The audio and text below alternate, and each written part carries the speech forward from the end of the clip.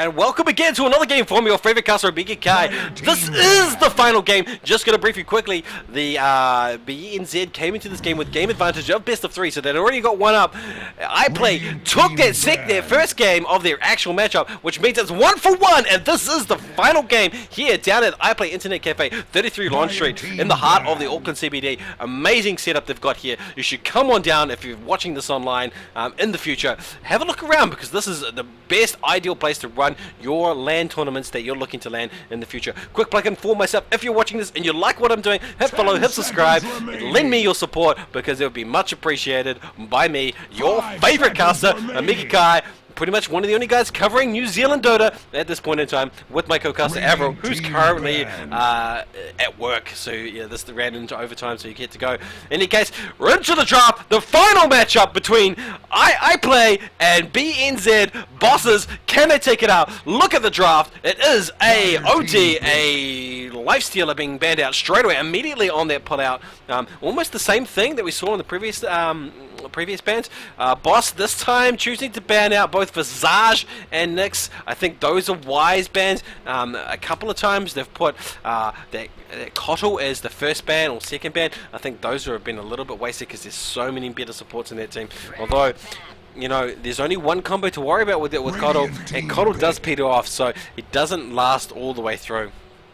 So I think they've learned from that, and they're now looking to maximize their best as best they can. Again, iPlay picking up clockwork. Wow, we saw some of those long-reaching hooks, and I mean long-reach. I didn't even know Hookshot could even go that far. It was in the Radiant jungle at the bottom, just outside the tree line, all the way up to right near the river, and it was basically the best hookshot I've seen in the last few months in terms of distance, because it landed perfectly right on the choke point, and he managed to get those cogs, trapping a number of players, and that was really the first time they managed to get onto the scoreboard. So well done there. Hopefully we will see some amazing hook plays, and I think Boss gonna be shaking in their boots, boys. You need to win this one if you want to take first place and have bragging rights over the iPlay boys. But they pick up the Shrek, and they pick up yet again for the third or fourth time in a row. They pick up that Nature's Prophet because they like the versatility of the Nature's Prophet. Is it going to work for them? Picked up first dropless Shrek, you know. Feeling a bit nervous for here. Shrek isn't one of those first drops that you normally see. You normally see him in a third slot position, or even a fourth slot position. Sometimes really in that second drop position, but never right out of the gate. Shrek. But they've got a thing in mind how they want to play it. iPlay yet again opting to pick up Chen. This is a similar makeup to their last team. Chen at Clockwork worked really, really well. Right level of farm on Chen. In fact, as I said last time, first blood guaranteed if you can get that net creep. And I was proven right. Can they do the same again? Will they be able to secure that first blood? Will any of the net creeps spawn? Let's find out how this rolls, because I'm expecting the game of the tournament, because it is the final between these two. One team will go home with $100, $150 cash and 5 Razer headphones. The other team go home with $100 cash, but really they're going to go home and hug their pillows and cry, because they have lost their chance for bragging rights here at the first big iPlay Internet Cafe event.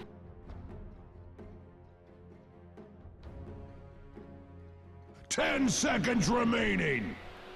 Into the second phase of banning. 5 seconds remaining. Naga being singled out yet again as a hero that no one wants to go up against. She has been banned out, and she has been thrown off the wagon, so she won't be making a presence. You know, and up until almost every game, up until this final best of 3 match, we saw her coming through in almost every game. Really surprised at how the TR3 lineups have really impacted people's thoughts on how they should play Naga Siren, you know. And I do think she is a high tier, but I don't think she's, you know, as high tier as everyone thinks. That net is really good, that Naga Siren is really good, but we saw in a number of matches how that Naga Siren can be turned against you, because it gives your opponents 5 seconds to think about what they want to do once that song ends, because most people, you know, need that time to set up. But hey, she's not in the game, so let's not talk about heroes that are not in the game. Let's talk about heroes that are in the match right now. looking for some natural combos here. They've got this global presence with Nature's Prophet. They've got the roaming potential coming out of Leshrac. They need to add something to their playline in terms of support. Boss better not be too keen to ban out all the good supports, because they need that.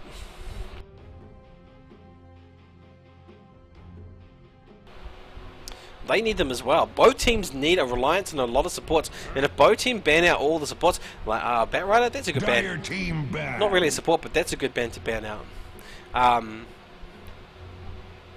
Naga Siren ban out, that's okay. But there's still a number of really good heroes. These teams don't seem to play Shadow Demon, Leshrac. That'd be a good combo to put in there. 10 seconds remaining. We've still got Jinkiro in the pool there. 5 seconds remaining. We've got no Visage, but there's still a number of other really solid supports that can go in that position. And they ban out Tusk, you know, and I don't blame them. Tusk in this event has been very, very strong.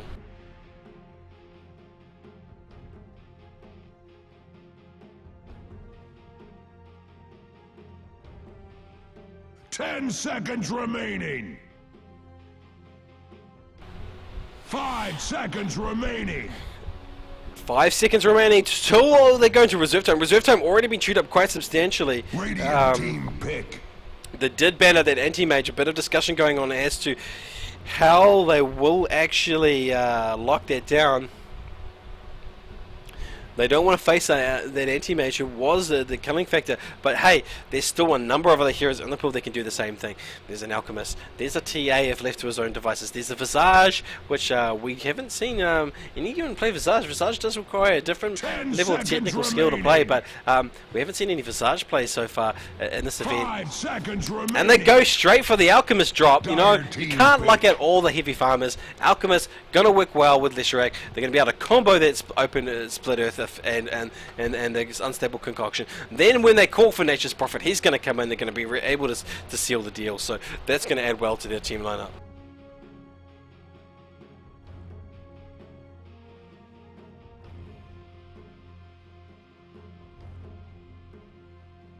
Ten seconds remaining. 5 seconds remaining. Reserve time!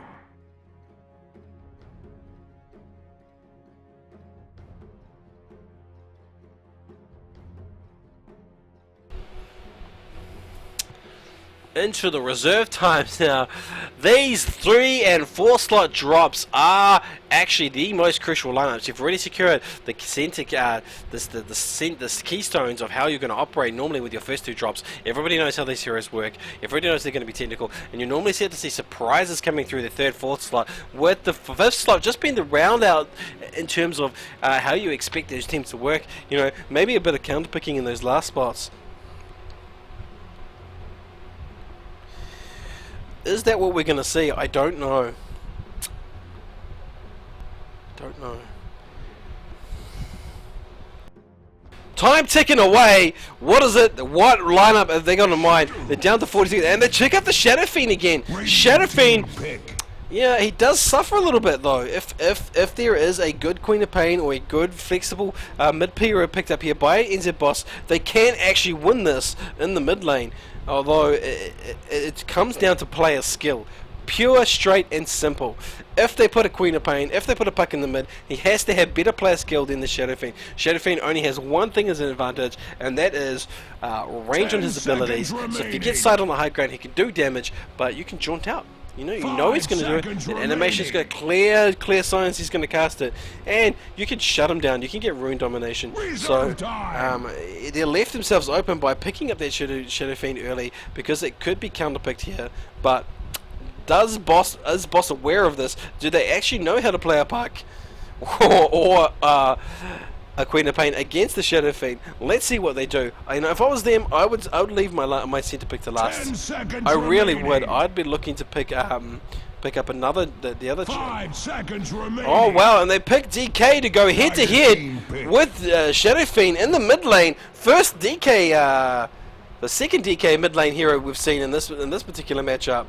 But you know what counters that really well? Conquer. or Razer. And I know iPlay, they like to play Razer, so let's see if they go with that methodology or whether or not they stick with the Shadow Fiend mid lane. 10 seconds remaining. 5 seconds remaining. Sand King. Radiant team pick.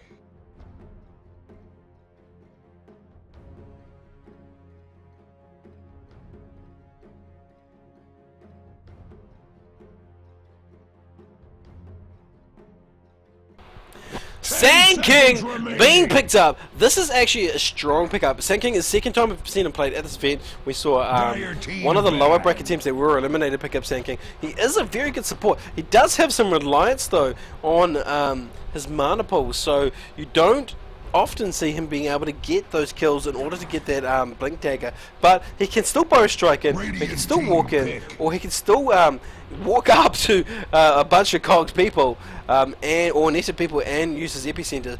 He doesn't have to bow strike in, but that's if he can use that caustic finale, he could potentially, if he's a good player with Sand King, he could potentially go mid, and mid Sand King is actually very, very aggressive and very, very strong, and it does shut down Dragon Knight. It does quite substantially shut down Dragon Knight. So we may see Sand King going toe-to-toe with Dragon Knight in the mid lane. Shadow Fiend picking up a solo lane position, which puts Clockwork into a support with Chen and one more support hero in the tri-lane. Do I sense that? No, I don't. I sense it's going to be Sand King Chen in support of the last pickup. Rubik falling the last lot for NZ Boss. Again, I'm not a fan of Rubik being picked after the second drop, you know.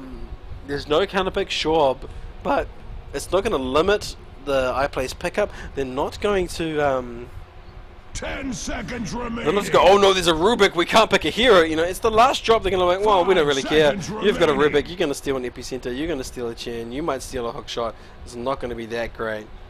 And they pick up the Spectre! Radiant team pick. High level plays from iPlay. Gonna see it happen. Their farm slot being picked up by Spectre. That does mean it's potentially it's a Sand King mid.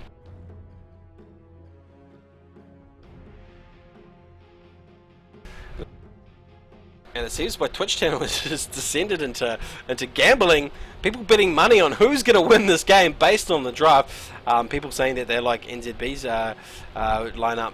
I don't know. I'm actually opposed to that. I actually think the way this Clockwork played last game and the fact they got a Spectre, that pure damage is all it's going to need to shut down Boss's team. And I'm picking that iPlay will be the champions of this event in this final match. But of the day, hurrah!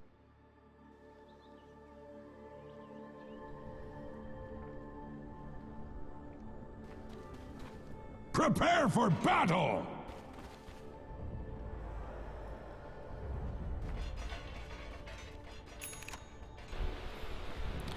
Jumping now into the into the game. Excuse me 1 second.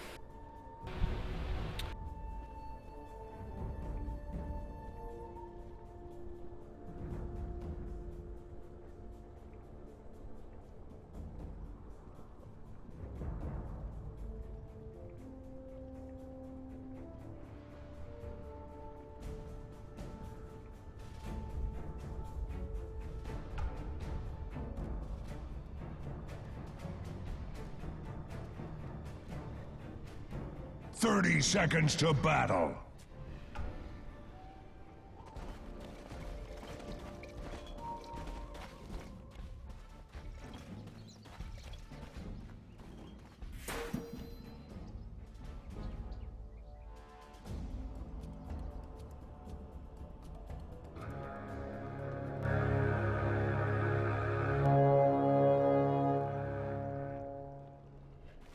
The battle begins!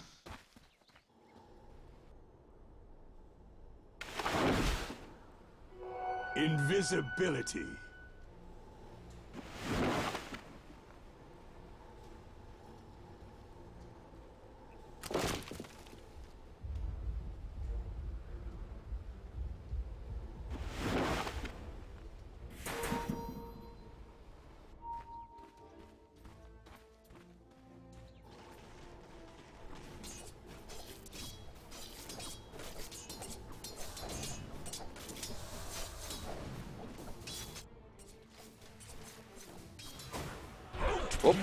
accidentally muted myself.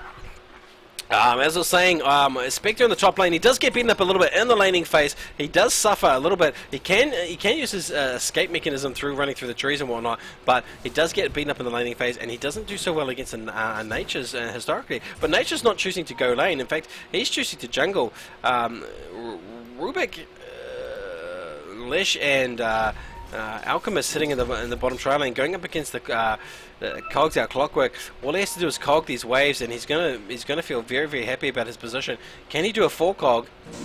No, only manages to get 2. A little bit delayed there. That's going to be enough though to give him some breathing space.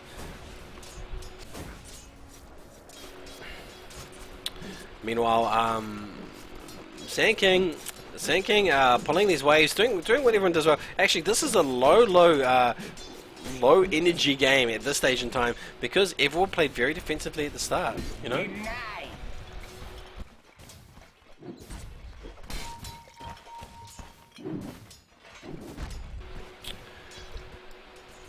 Yeah, Shadow Demon in the mid, going up against DK. DK taking a lot of damage, you know, and he's already burned through some of his consumables. He's got no mana pots, so he's going to just be relying on either potting or just natural regeneration to be able to cast some abilities. And oh, look at it! This could be first blood! First soul. The red mist closes. Great play there from iPlay. Excellent Shadow Demon control. Right, saw the opportunity, harassed them down, and just finished them off. Spam, spam, spam, and that's how you play Shadow Demon.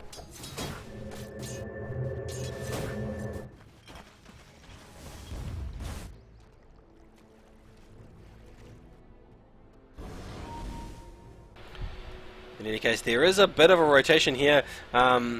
Rotation. It's Chen just doing what Chen does. He hasn't found a net creep. Biggie's just stacking and pulling. Spectre's getting some nice farm here. Uncontested farm. He's doing what he wants to do, and let's just back that up. Yeah, he is. He's sitting at the top of the table, the highest CS. His net worth is actually equal to that of the Shadow Demons. So he's having a blast.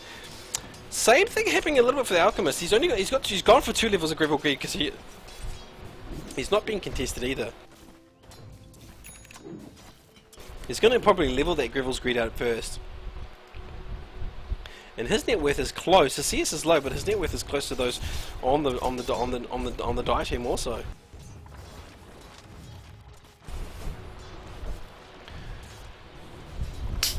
First play going to the Shadow Demon. Not much really happening now, although it may pretty much a little bit of the same may start to happen here. This Shadow Demon needs to be a bit this GK needs to be a bit cautiously. Once he's burned through that mana, he does become a bit of a target.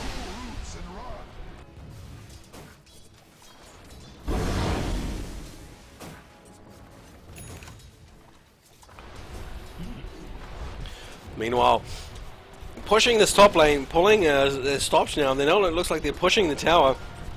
You know, and I actually think you need to shut down this Clockwork. He's just easily staying in range for XP. He's not getting the levels that I thought he would get. He has been driven out slightly. In fact, I was wrong. That's a miscast. He's exactly the same level as the supports. So they're doing a good job at keeping at bay. He's not getting a good level advantage just yet. So don't push those lanes. You want to keep pulling and stacking.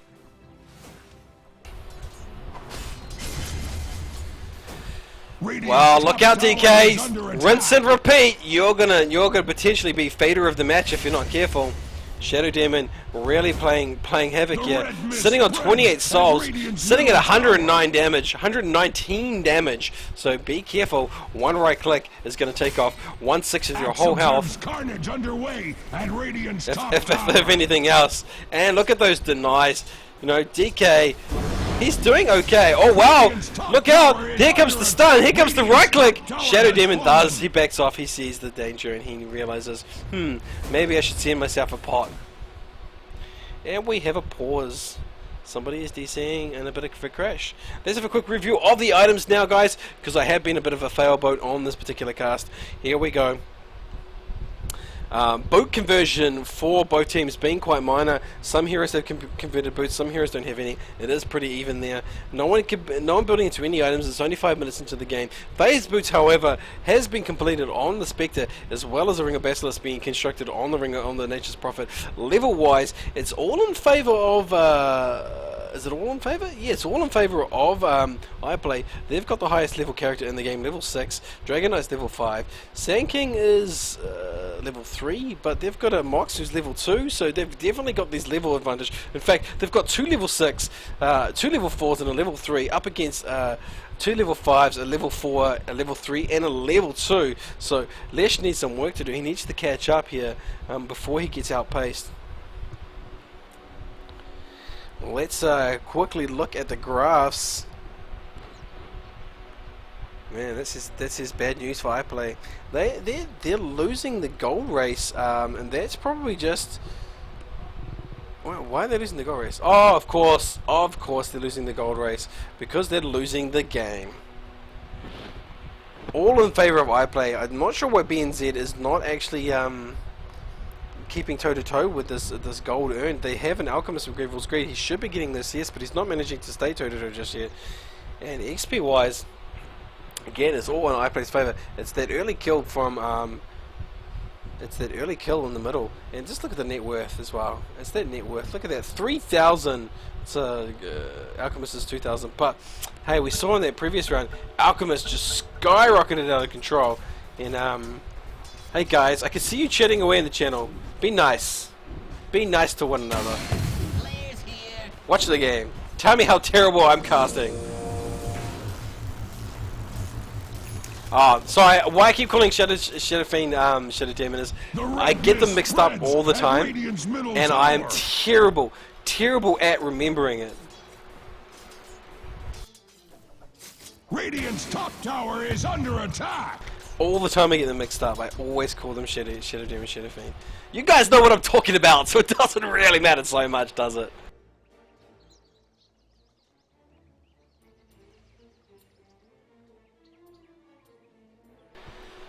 Yeah, a lot of crashes, a lot of pauses, a lot of issues with pausing the game, extending out the length of the game beyond what it needs to be.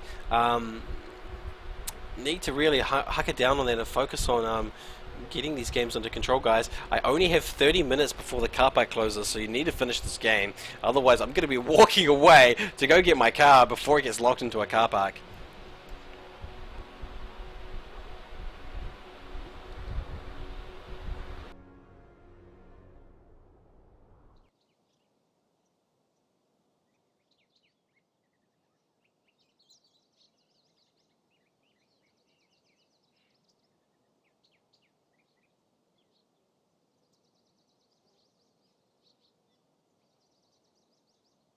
Bear with me now, I'm just going to check on something, hang back in the background there, and be back shortly.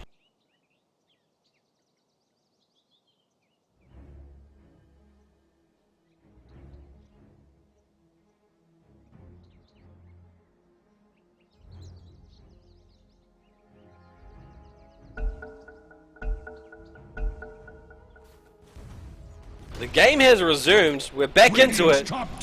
What can we see what's going on?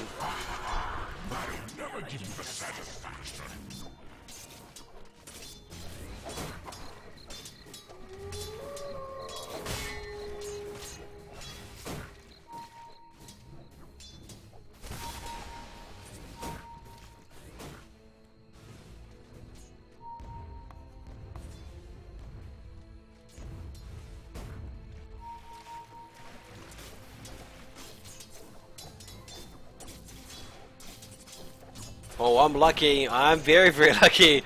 I've got to 12:30 to get my car out of the car park. So there we go. Sorry, that's why I was pausing, just to make sure I'm not going to be trapped here all night.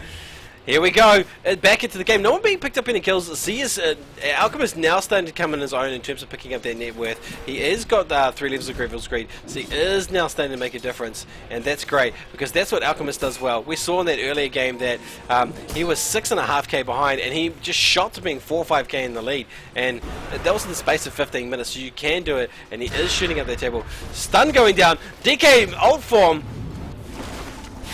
There's TP's in, everybody comes in. Everybody's coming in for the kill.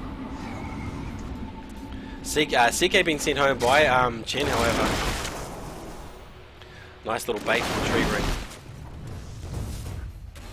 But it is now 2 kills to iPlay, 0 for NZB, and they are trailing the graphs.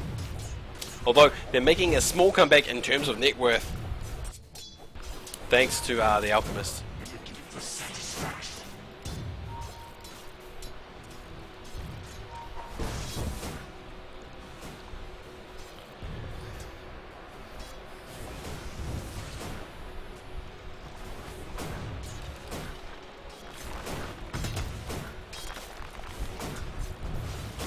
Right guys, here we go, we're looking to, come on, show me some action. A lot of farming going on, not a lot of pushing. They managed to get their top tower already, and the top Radiant tower's already gone down. No Die Town's going down now. Double damage. TD going down, Clockwork using his mini stuns and cogs for no reason whatsoever. Not sure what's going on there. That seems retarded. Bit of a circulation in here.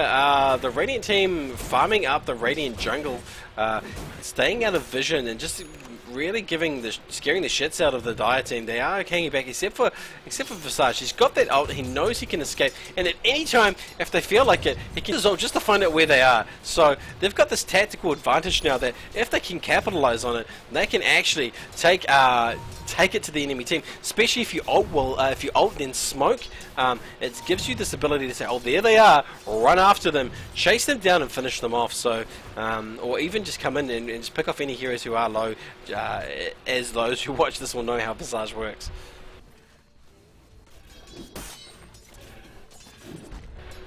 Yeah, Alchemist now catching up, now going toe to toe with Visage. In fact, and then a couple of last hits, he will outpace this. There's one more out of the last hit. He will actually outpace this. He will take the lead, and he goes straight to the top of the ladder.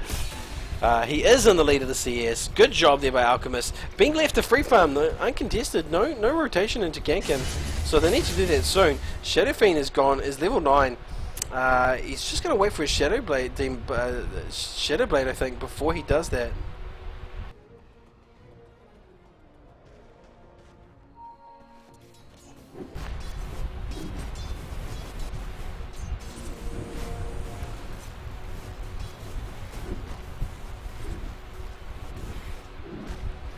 Yeah, like not contesting this farm on Alchemist will actually start to hurt iPlay. They need to think about how this is. There is no other game. There is no second chance. This is the final match, so they need to really lift their game, lift that energy. You guys can hear me out there. Come on! This is the last chance for you guys to really come through.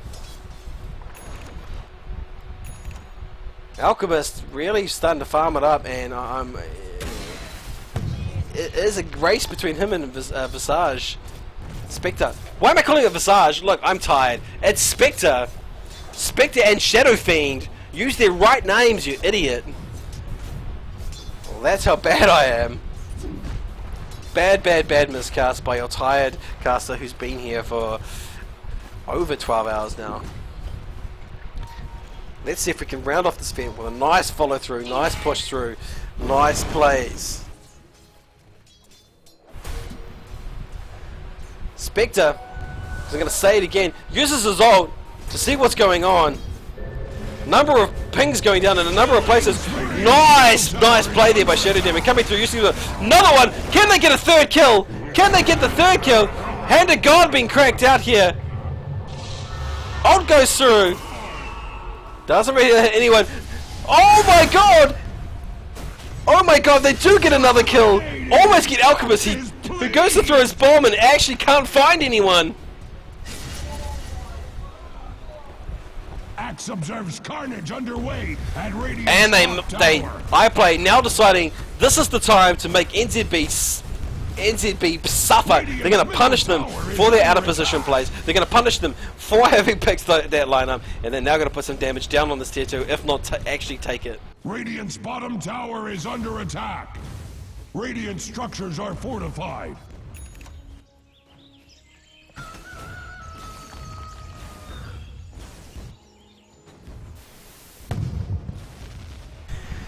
Tower doesn't go down, but it almost does. It's taking a reasonable amount of damage. Not quite yet in deny range. And same as for the top tower. Bottom tower is still a little bit on damage, but no towers on the die have fallen just yet. All this net gold worth and 5-0 kills. I didn't emphasize that. 5-0 kills. All in the favor of iPlay. Really ruffle stomping all over NZB, making them look like a non like they're nobodies. And you gotta remember, NZB actually beat iPlay in the pool round. Out comes the stun. He's got no one to throw it on. He finds Shadow Demon. Shadow Demon's looking for a place to run. I should say Shadow Fiend is looking for a place to run. He gets picked up. Uses his charges. Can he get away? He's got the haste rune. He does get away. Excellent, excellent. Dust comes through. And he manages to get a kill before going down. Their first kill. They dedicated their entire team to it. Virtually their entire team. Meanwhile, they're losing both a mid tower and probably a top tower at the same time. So, second kill going down. Nature's Prophet being pwned. Or pwning, I should say. Tanking. Doesn't matter. Shadow Fiend's on a rampage. He's finding kills everywhere. I should say he would have been on a rampage had he not died. But easily finding kills. 2-9. Up 11. Gruff say, GG. Go home. You're drunk.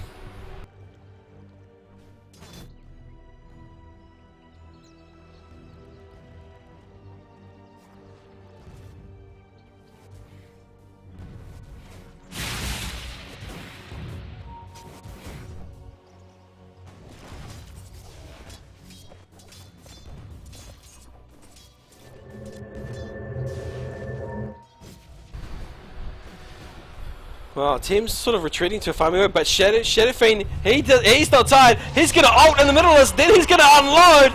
Run, Forest, run! Forest Gump are not able to escape in his little trees. In fact, he's been cornered down. Another rotation here from Shadow Fiend. He's looking for somebody else. He's looking for this alchemist. And he does find it. In comes the hooks. But Shadow Fiend, and the dust! Excellently played by iPlay. Really taking the game. NZB on the back foot. All the tier 2s tier 1s going down. Now they're going to push on these tier 2s. And no tier 1 towers whatsoever lost by the Dire team. They really want this Visage. He uses his Quelling Blade to escape. Not just he uses his little escaping ability just yet. Doesn't need it. And while they chase after Spectre, they take a tier 2 in the bottom lane. More and more towers. In fact, it looks like they've not had enough. They're going to take the high ground. They're going to go straight through and try and take this tower. Excellent plays here.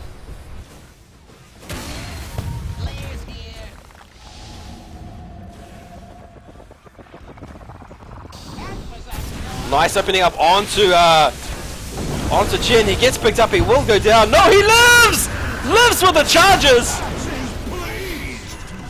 Somehow he lives! It's a miracle!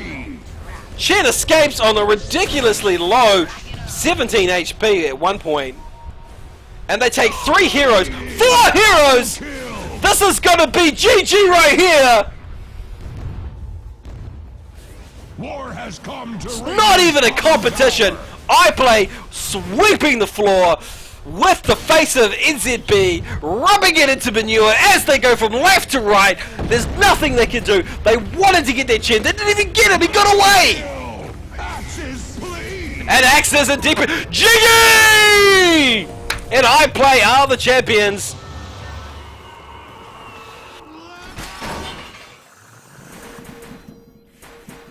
iPlay take out the championship.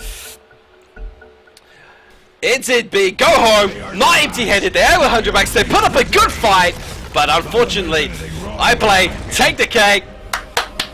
Congratulations! I was Omega Kai, and if you liked what you saw, if you liked what I'm doing here for the New Zealand community in Dota, hit like, hit subscribe, hit follow, because the more of that I get, the more support I have, and the more pulling power I have to do more premium events. Thanks again, guys. Want to thank the organisers of the iPlay store for running this event. You know, we've all been here for a really long time. We've been here, I've been here 13, 14 hours, so they've been here for longer, so they're really dedicated to running this event and making sure it was successful. So big shout out to those guys, and you guys in Auckland, if you've never been down, come on down sometime during the next week and just have a look at the setup, because it's really good for all those other games, not just Dota, League of Legends and CS2 or any other LAN type